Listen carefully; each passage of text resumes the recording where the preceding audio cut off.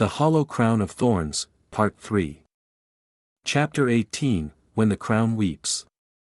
The night Velmyra rose, Thornhollow held its breath. No horns announced her return. No bells rang. But the kingdom knew. The roots beneath its foundations curled inward. The winds changed direction. The great trees in the distant valleys shuddered. And in the highest tower of the palace, the hollow crown, merged, remade, and still, wept. A single drop of crimson fell from one of its white thorns. It sizzled against the stone. Not blood. But memory. Velmyra walked with bare feet upon the dew-slick grass. The night clung to her like an old cloak, cool and watchful. Talia flanked her on the left, silent but reverent. Corven walked at her right, no longer above her nor beneath, beside. She said nothing as she passed the crumbling arch of her forgotten grave. But the plants responded in her place. Every root curled toward her step. The wind carried her scent, myrrh, ashwood, and blooming white thorns. Animals gathered at the tree lines. And above them, a full moon, perfect and bright, hung like a crown of light. People dreamed of her. Men and women woke with tears on their faces, clutching names they hadn't spoken in decades. Children murmured lullabies no one had taught them. The blind saw white petals in the darkness behind their eyes. And those who had once signed the decree of erasure, the aging scribes, the forgotten stewards, the nobles who had escaped judgment, vanished in their sleep. Not in pain. Not in fire. They simply became silence. When Corven returned to the palace with Velmyra, he found the crown waiting, not on its pedestal, but floating midair, thorns trembling, petals slowly blooming and closing. It pulsed at the sight of her. Not in fear. Not in power. In grief. Velmyra stepped into the chamber and stared at it. She did not raise her hand. She did not demand it return. Instead, she whispered a single phrase. You were never meant to rule. Only to remember. And the hollow crown wept again. This time, the drop was not red. It was white. The nobles who remained gathered in cautious silence. Talia stood at the head of the great hall, her voice steady as she addressed them. You know her name. You buried it. You erased it. But she was never gone. She grew beneath your silence. Velmyra stepped forward. She wore no royal mantle, no jewels. Only a flowing gown of silk and root, embroidered with patterns that shimmered and shifted like wind-blown leaves. Her thorn crown rested upon her brow again, not as a symbol of power, but of reclamation. Corven stood beside her. The throne stood empty. Not waiting for one of them. Waiting for both. Velmyra turned to the crowd. Her voice, when it came, was soft, but unignorable. It rippled through the air like a spell made of truth. I do not come to take back what was stolen. I come to offer memory where there was forgetting. Truth where there was silence. I do not ask for allegiance. I ask for remembrance. She raised her hand, and roots curled gently up the throne's legs, not binding, but cradling it. Thornhollow will not be ruled by a voice alone. It will be ruled by balance. By root and steel. Shadow and sun. Past and present. She looked to Corven. He stepped forward and placed his hand on the back of the throne. I was raised in a palace of forgetting. But I choose to remember. I choose to rebuild with her, not above her. Together, they sat. Not one on a lesser stool. Both. Side by side. And the crown. It split. Half of it coiled gently around Velmyra's head, white and living. The other half glowed with steel fire, and rested on Corven's. Two halves of the same whole. Root and reason. Grief and guidance. Queen and king. The root system beneath Thornhollow groaned and adjusted. The chamber where Velmyra's soul had once slept sealed itself. The vault of thorns closed, not in fear, but in peace. And deep in the earth, something bloomed. A tree. New. White-barked. Its blossoms shaped like tiny crowns. Rain fell gently over the kingdom for the first time in 100 days. And it smelled of crushed petals and old songs. Those who had dreamed of her before now dreamed again. But this time, they dreamed not of her death. They dreamed of her return. Chapter 19, Thorns and Fire. The peace did not last long. No rebirth ever comes without a reckoning. As Velmyra and Corven took the twin thrones, their shared rule reverberated through the land like a stone cast into still water. The people of Thornhollow were stirring, some with hope, others with fear. And far beyond the palace walls, in smoke-choked halls and candlelit crypts, those who had once held the silence in their hands began to rise. The red sigil had returned. Deep in the western mountains, past the withered vale, the remnants of the high-blood houses gathered in secret. Those who had escaped justice when the court vanished. Those who had once signed the decree to erase Velmyra's name, but now hid from the memory blooming in the kingdom's soil. Duke Ravian's cousin, Lady Sarene of the Ashmark, stood before the gathered exiles, her eyes ringed in kohl, her hands bearing the old firebrands of rebellion. She walks again, she said to the circle. The roots bloom, the crown splits, and the past eats our future. They listened in silence. She must be burned, Sarene hissed.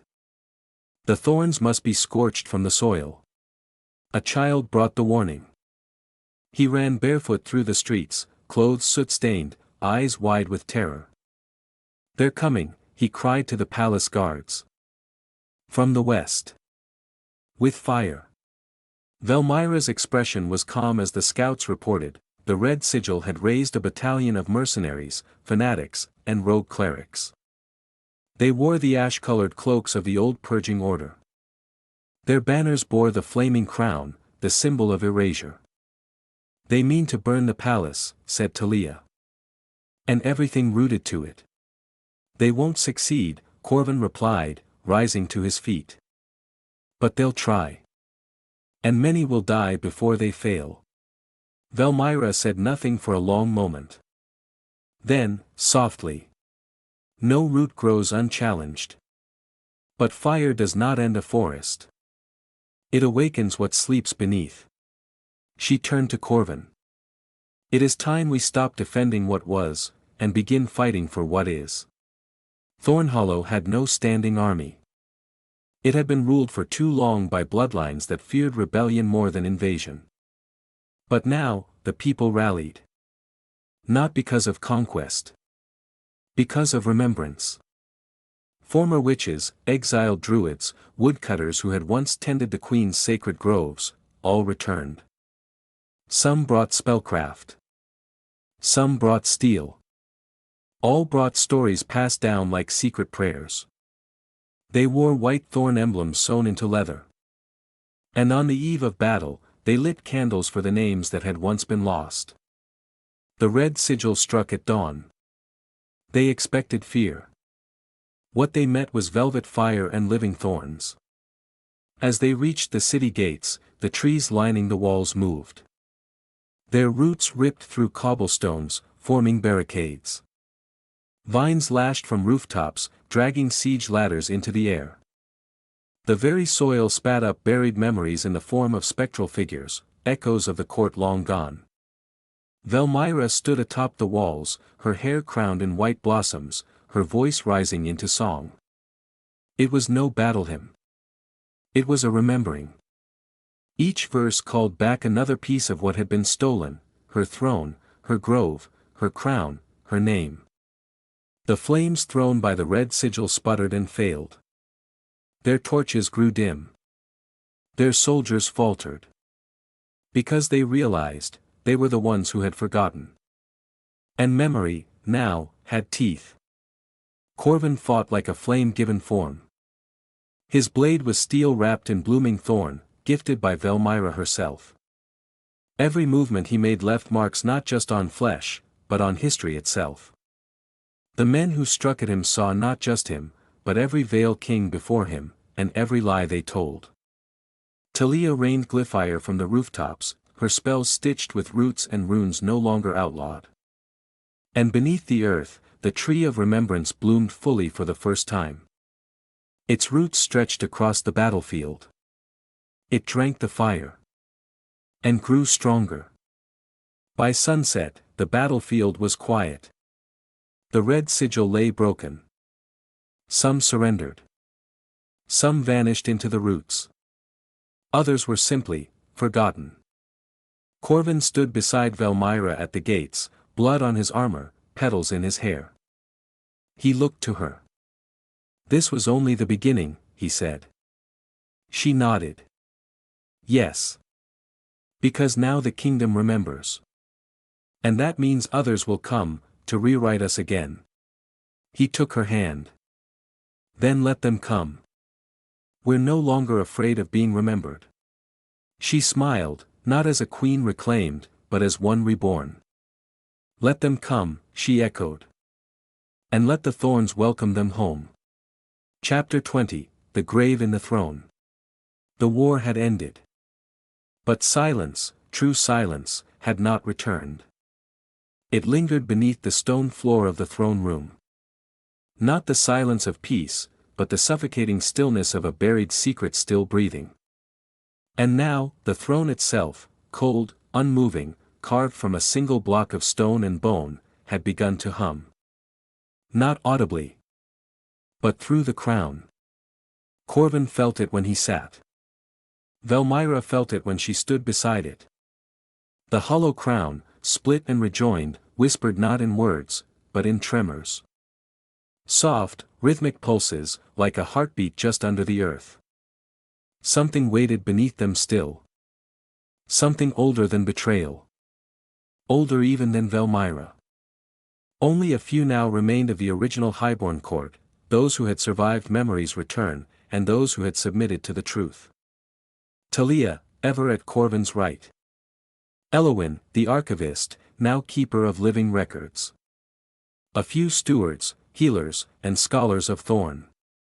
They met not in the Ashen Hall, but in the newly regrown chamber of renewal, built around the great root that now pulsed through the heart of the palace. Velmyra's eyes were fixed on the floor beneath the throne. "It is not over," she said quietly. The war was above ground. But the rot was planted beneath. Talia laid out the ancient blueprints again, some salvaged, some grown from memory ink spellwork. "There's a chamber," she said, pointing to a faded section beneath the throne platform. "No records, no names. It's sealed by an oath spell no Vale King ever admitted to casting." Corven frowned.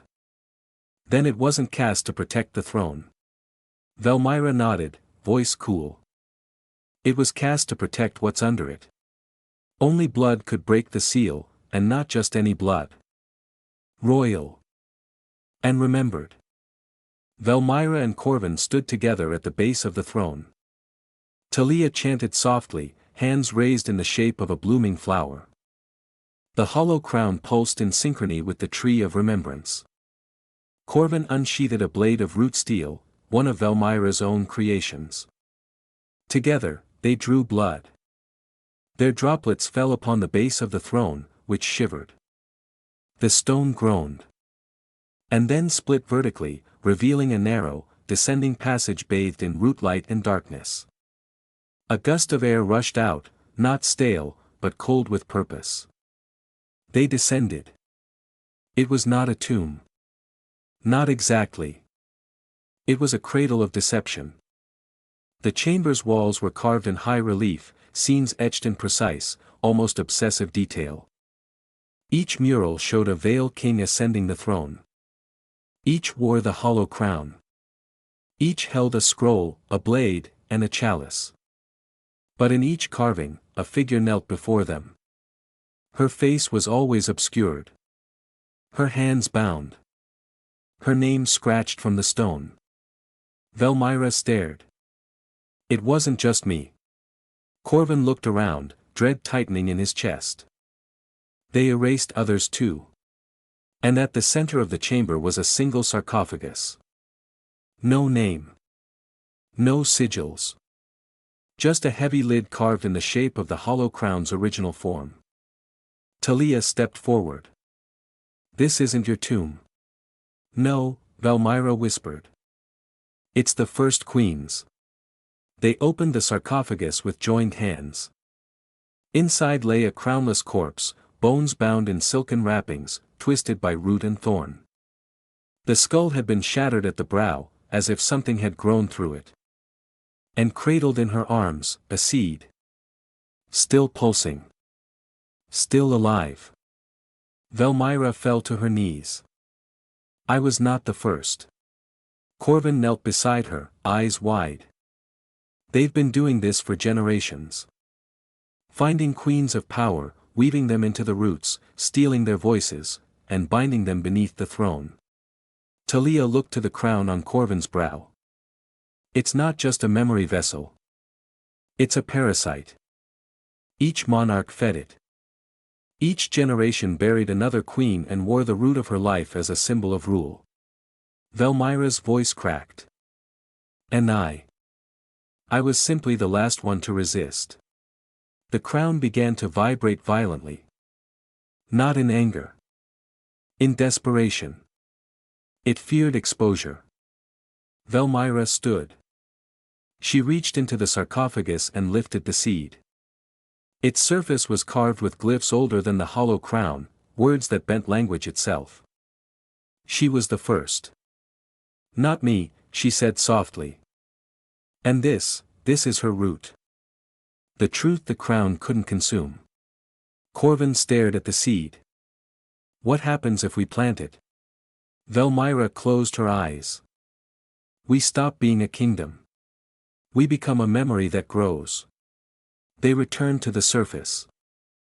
At dawn, they planted the seed in the palace garden, beneath the first tree to bloom with her name. They said no prayers. Only truths. And as the seed took root, the hollow crown, finally, after generations of grief, bloomed. Every thorn unfurled. And a white flower burst from its center.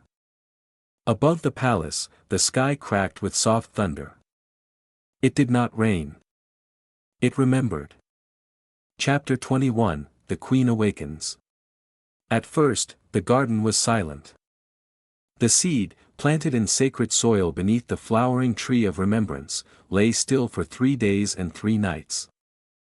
No roots broke through. No leaves unfurled. The people of Thornhollow waited, watched, and whispered. Some feared. Some hoped. All knew that something ancient now stirred below. On the 4th morning, the earth sighed. And the kingdom changed. It began at the edges of the palace grounds, petals rising through cracks in the flagstones. Not weeds, but white thorns crowned with silver gold blossoms. The vines they grew from spread with deliberate grace, climbing walls, curling around statues, gently dismantling centuries of false stone and silence. The palace didn't resist. It welcomed the transformation. Towers softened. Stones whispered. And where the hollow crown had once hung in isolation, now it glowed on its pedestal, encased in a bloom of living light. And at the center of the garden, from the place where the seed was planted, a tree began to grow. Unlike any other in the realm. Its trunk twisted in braids of bone-white bark and deep green vine. Its leaves shimmered like crystal. Its branches sang in windless air. And at the base of the trunk, a figure formed. Not born. Not summoned. Remembered. She emerged not in agony, but in radiance. Her body was woven from root and memory, silk and shadow. Her eyes opened as though they had never closed. Her face bore no crown, but every flower in the garden bowed toward her. She stepped forward, and the air bent around her, not from magic, but from truth rediscovered. Velmyra, standing at the edge of the grove with Corven and Talia, sank to one knee. Corven bowed his head. Talia whispered, "She's not just the first queen. She's the seed they built the kingdom from. And she was never truly dead." The first queen looked to them, serene and grave. "I have slept," she said, "beneath names I never chose. Beneath kings who wore crowns forged from my bones." Her voice was not loud. But it carried through the roots of the land. "I remember all of them. And I remember you." She turned to Velmyra. "You tried to protect what was left of me. And they buried you, too." Velmyra stood slowly, voice trembling. "I did not know you. But I felt you in the silence." The Queen of Thorns stepped forward. "Then rise, daughter of remembrance. You are no longer my echo." She placed her hand over Velmyra's heart. A bloom unfurled there, a living mark of root light. "And you," the queen said, turning to Corven. "Son of silence. Bearer of my prison." Corven met her gaze without flinching. "I no longer wear the crown in ignorance. I wear it in penance." She studied him for a long moment. Then nodded. "Then you may wear it still." Word spread beyond Thornhollow. Birds flew strange paths. Water turned sweet again. Forests bloomed in places thought long dead. In distant kingdoms, rulers woke screaming from dreams they didn't understand, dreams of white crowns, weeping roots, and a voice that said, "I remember." Shrines that had crumbled lit with flame again. Old wards cracked open. The earth shifted. The first queen had awakened. And the world itself knew it. That evening, beneath the new tree, a circle of stone was raised. Not a throne. A gathering place. Velmyra stood on one side. Corven the other. The first queen placed a blossom in each of their hands. "These are not crowns," she said. "They are reminders. That no one rules alone.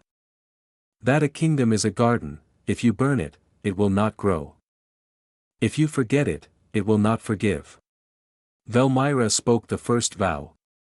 "I vow to remember the forgotten. To name the nameless. To speak for the buried." Corven followed. "I vow to lead with the truth. Even when it wounds. Even when it ends me." Talia placed her hand on the tree's trunk and whispered the ancient tongue.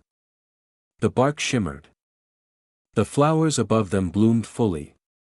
And the hollow crown, now grown into two, sealed itself into their memory forever. In the deepest, darkest root chamber of Thornhollow, where no light had touched for millennia, something stirred. Not evil. Not forgotten. Just waiting. A small vine unfurled from the ceiling. It curled into the shape of a name. Not yet spoken. Not yet written. But soon. Because now, the kingdom no longer feared what it had buried. Now, it remembered what it had lost. And it was only just beginning. Chapter 22, Kingdom of Thorns. Thornhollow was no longer the kingdom it had been. Not in name. Not in form. Not in soul. What once was a seat of rule forged in forgotten blood had become a realm of remembrance, rooted in ancient truth and thornbound magic. Stone cracked to reveal the veins of history beneath. The winds whispered names long buried. And everywhere the petals fell, truth took root. The first queen had awakened. But the world was only beginning to feel her breath again. It began with the walls. Not the ones guarding the palace, but the walls that separated memory from record. The royal archives burst open one morning as vines grew through the shelves, curling around scrolls and ledgers. Forgotten decrees unfolded themselves. Laws once penned in lies now glowed with searing, rewritten truth. The scribes wept. Not from fear. From clarity. They had written so many half-truths. Now, the full stories sang themselves onto fresh parchment. Portraits across the city, of past monarchs, nobles, and false saints, shifted overnight. Not violently. Not in malice. But with gentle correction. A king who had erased Velmyra's name now wore a wreath of thorn petals across his eyes. A painting of the founding council faded away entirely, replaced by a mural of a nameless woman planting seeds in a field of silence. Children who had never heard the buried queen's name now played beneath the new trees, their games filled with rhymes that carried the beat of old roots and new promise. She wore the crown beneath the stone. And now she walks the roots alone. But not in grief, and not in flame. We bloom because we speak her name. The tree of remembrance had grown taller than the tallest spire of Thornhollow. Its trunk had widened into a living colonnade. Its roots now formed hallways beneath the palace, lined with glowing moss and whispering leaves. It was not sacred. It was familiar. A place where the people came to remember. Not to pray. To listen. To tell the stories they had never been allowed to tell. A baker whose sister vanished during the purges left a note at the base of the tree. Her name was Marlin. She made violet bread. And you will never forget her again. Velmyra no longer ruled alone, nor as a spectral figurehead. She walked among the people. Sometimes barefoot, her thorn crown tucked beneath her arm. Sometimes armored, guiding warriors into the woods to dismantle old prisons and unravel broken glyphs. She did not punish. She restored. Corven remained king, but not in the way his bloodline had once ruled. He presided not from a dais but from the circle of balance, seated beside her and Talia, and the people's chosen voices, artisans, lore-keepers, healers, witches, and wanderers. Laws were rewritten not to control, but to heal. One decree passed in the first moon of their shared reign. No truth may be punished for speaking its own name. Magic long suppressed returned, some quietly, some explosively. The wild-born re-emerged, witches born with songs in their bones, men and women who could hear stone think and trees breathe. Once hunted by the Inquisition, now they were welcomed into the living archives as story weavers, guardians of spoken memory, charged not with preservation, but growth. Not all wild-born were gentle. Some were bitter. Scarred. Dangerous. But the kingdom did not shun them. Because wounds, too, are part of the story. Not everyone accepted the new Thornhollow. Far beyond the riverlands, among the cracked ruins of forgotten manors, the last remnants of the ash-blooded houses plotted. They burned new murals. They sang the old anthems of dominance and steel. They whispered of a final spell, an ancient glyph that could unravel the roots from within. But for now, they were shadows. And the thorns had grown too deep. On the eve of the queen's full cycle of awakening, the palace held no coronation, no feast, no parade. Instead, every citizen of Thornhollow placed a seed, any seed, into the soil. From balconies. From gutters. From temple steps. They sang no hymns. They whispered names. And beneath the stars, the kingdom bloomed together, flowers of every color growing wild across rooftops, along armor, on crutches and headscarves, around the fingers of children who had never held power, but who now held truth. From her chamber grown into the boughs of the tree of remembrance, Velmyra stood in silence. Corven stepped beside her. "It's beautiful," he said.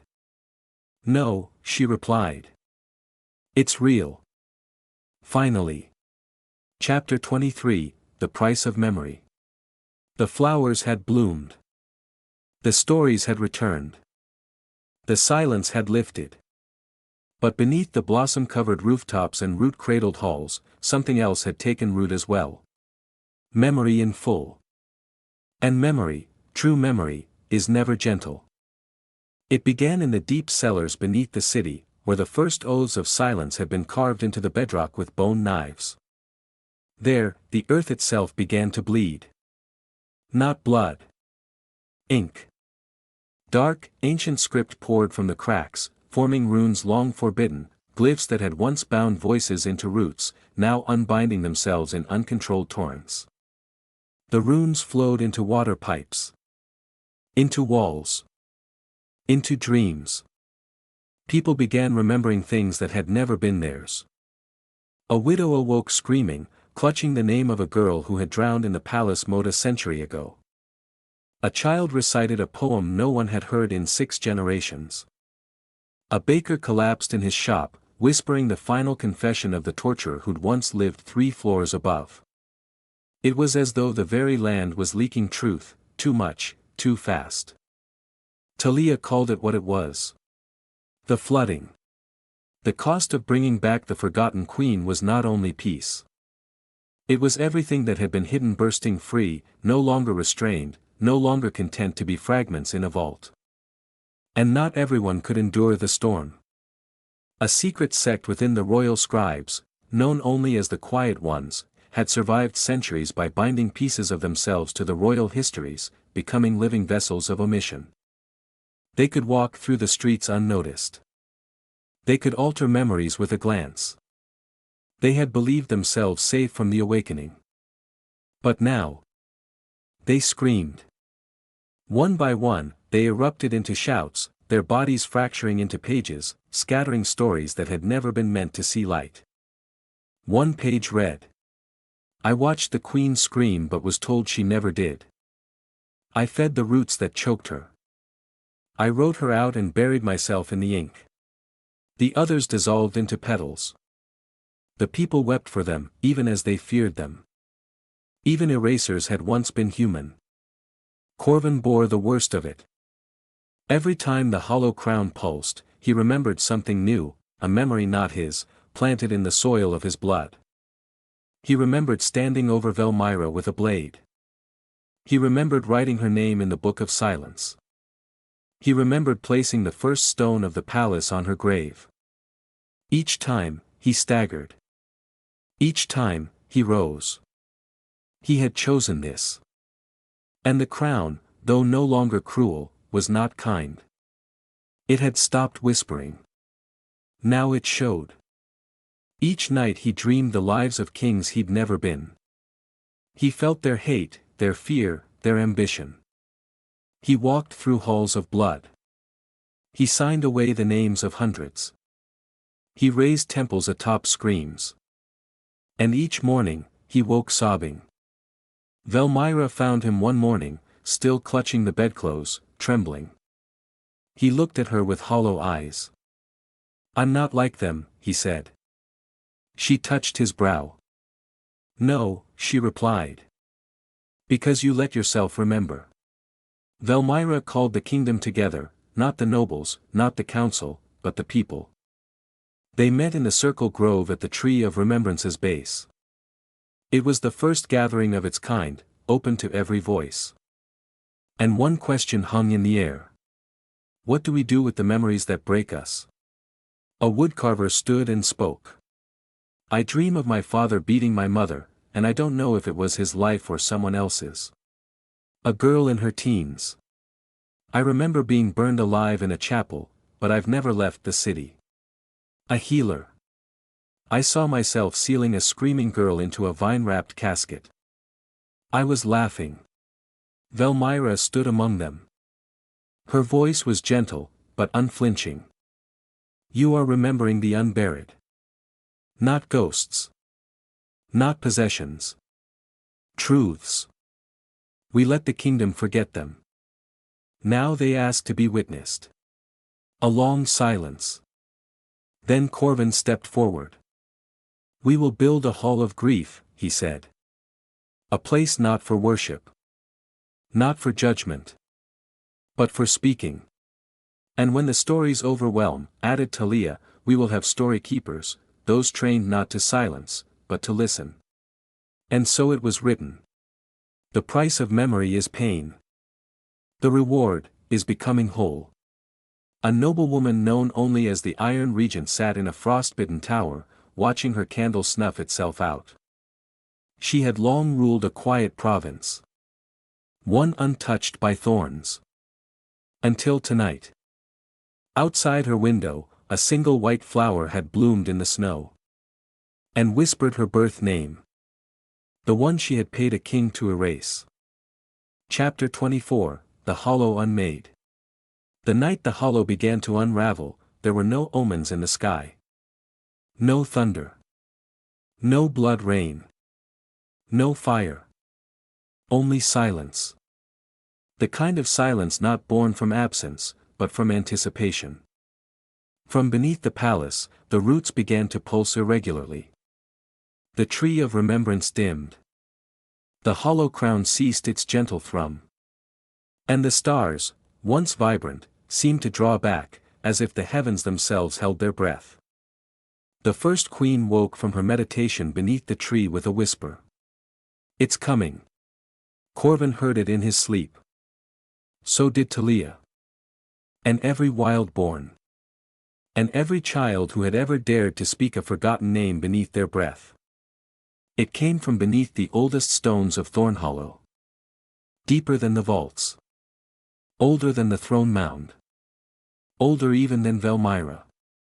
The last unspoken part of the hollow crown. The voice it had stolen and never released. The voice it had hidden even from itself. And now, it cried out, not in rage. But in emptiness. I was the silence between thrones. The root without a name. The scream that shaped the steel. I am what was never remembered. And never truly forgotten. Velmyra, Corven, and Talia descended once more, not into the crypts, not into the throne chamber, but into the hollow itself. A tunnel opened in the side of the tree of remembrance. One that had never been seen before. Its bark peeled back to reveal stone so black it reflected nothing. No torches worked inside. Only the light of the hollow crown, now carried between Corven's hands, could illuminate the path. And even it began to flicker. They reached the bottom and stepped into a space that should not have existed. A perfect sphere of darkness, suspended within a ring of stone statues, 12 faceless kings and queens with mouths sewn shut. The hollow floated at the center of the chamber. It was not the crown. It was the memory of its lie. A swirling, shape-shifting knot of light and shadow, too bright to stare at, too empty to look away from. And it whispered in every voice the crown had ever consumed. Thousands. Maybe millions. Each one begging, crying, laughing, chanting, whispering fragments of lives cut short or rewritten. Corven stepped toward it. The hollow's voices surged. You carry my guilt. You speak with my tongue. You wore me to forget her. Velmyra reached for his hand, grounding him. And she spoke to it, not with a spell, not with anger. But with recognition. You are the part of the crown that fed on erasure. You are the shape left behind when memory was murdered. You are what was hollowed, to make room for lies. The knot writhed. The statues began to weep. Stone tears, trailing like rivers of dust. Talia stepped into the circle and raised her arms. You are not evil. You are not even power. You are the scar of a kingdom too afraid to feel what it broke. The voices stuttered. Faltered.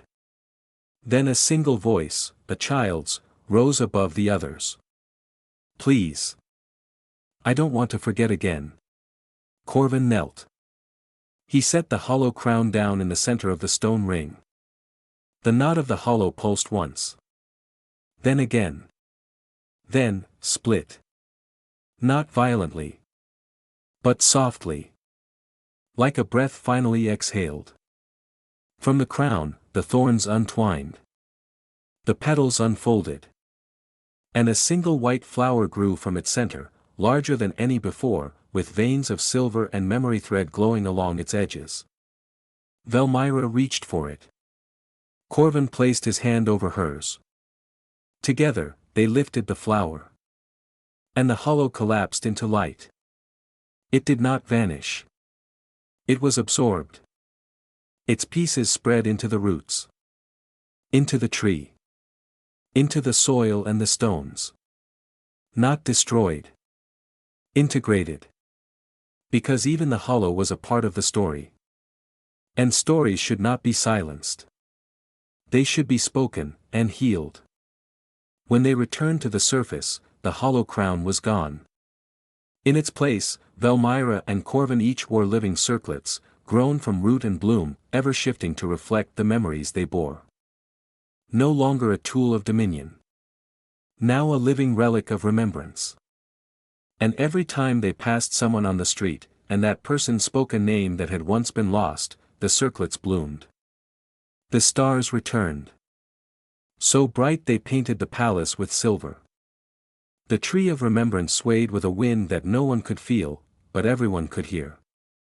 And at its base, a new stone was placed. Not a gravestone. A seed marker. Here, the hollow was unmade. Not in hatred. But in truth. And from that truth, we grow.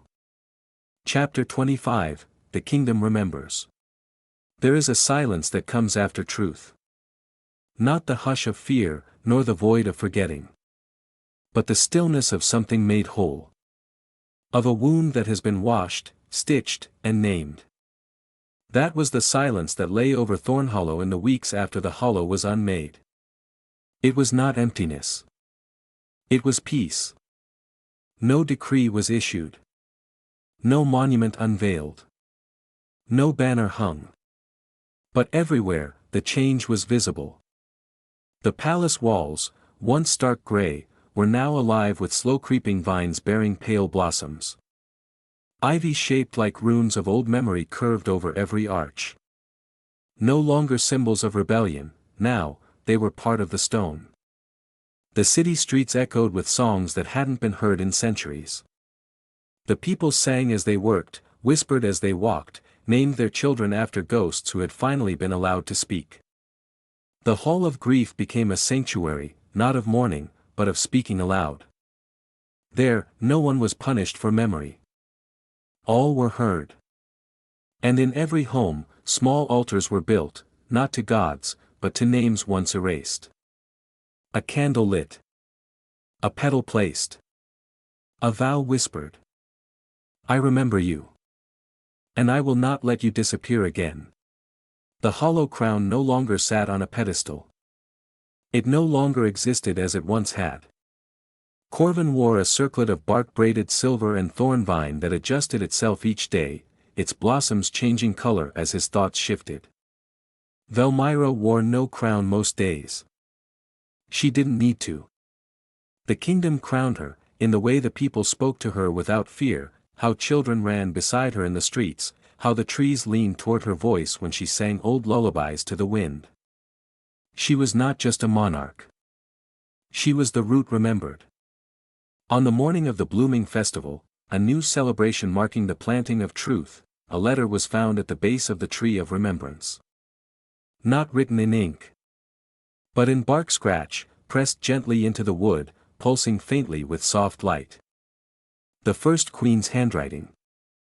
To those who rise from the silence. I was buried, but not dead. I was stolen, but not lost. I was forgotten, until you remembered me. And now, I am not a queen. I am a seed. You are the roots. Let the story never be severed again. On the steps of the palace, Corven addressed the gathered people. His voice was no longer that of a king alone. It was a keeper of memory. We will never again fear the past, he said. Nor sanitize it to serve the present. We have carried the hollow for too long, but now we carry one another. He reached down and lifted a child onto the step beside him, a girl born on the day the hollow was unmade. He turned to Velmyra. And together, they spoke. Let this be known. From this day forward, Thornhollow is not a kingdom of kings. It is a kingdom of names. All remembered. All rooted. All blooming. The tree of remembrance stood tall. And beneath its leaves, small lights danced, not lanterns, not fireflies. Memories. Soft, glowing orbs that drifted gently through the branches like petals on wind. They were not trapped. They were seen. And at the heart of the tree, a pulse echoed, slow and steady. Like a heartbeat. Like a song. Like a kingdom learning how to breathe again. Epilogue, in the time to come. They say that in Thornhollow now, no one is born nameless. That even those who die alone are whispered into the root. That every injustice, once uncovered, becomes a bloom. That the hollow crown was not lost. Only grown into something true. They say if you kneel beneath the great tree and speak a name you thought no one remembered, it will bloom. And if you listen closely, you will hear the first queen's voice, soft and sure, whispering, I remember. So now, you do too. Every story has an ending, but some mysteries live on. If you enjoyed this tale, don't let it fade into the shadows. Smash that like button and subscribe for more thrilling stories that will transport you beyond the veil of the ordinary. Subscribe to our channel and your name will appear at the beginning of our next video, where we will personally thank you for your subscribing. Tap the bell icon so you never miss a journey into the unknown. Share your thoughts in the comments. What twists did you see coming? And what secrets do you think still remain? Until next time, stay curious, stay brave, and let the next story begin.